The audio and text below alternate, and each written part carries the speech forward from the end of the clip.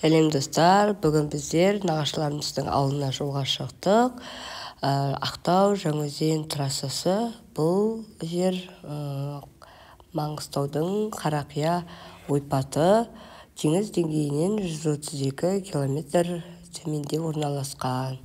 Міне біз Ақтау мен Жаңаөзен арасының шақырымы 150 километр сағатына.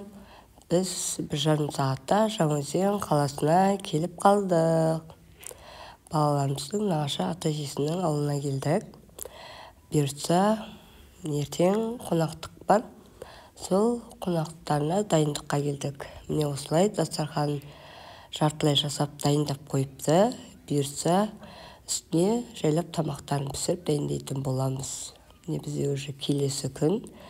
Мен таңертең тұрып, осылай холодныйдың крышкаларын алдын ала маринадтап аламын да, духовкаға қазір қызарғанша пісіріп алатын боламын.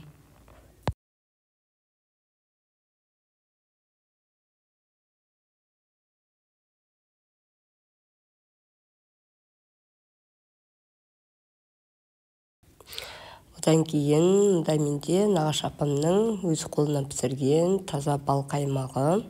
Дәмі өте тәтті, жұмсақ, күшті екен дәмі, өзіме ұнады. Бұны да алдын ала барлығын турап дайындаймын да, одан кейін тәлгілерге орналастыратын боламын. Міне мен бал қаймағымды кесіп, осылай тәлгілерге орналастырып алдым. Бринзымды алдын ала бойында суы кепсін деп турап қойдым. Құрт таза ауылдың құрты.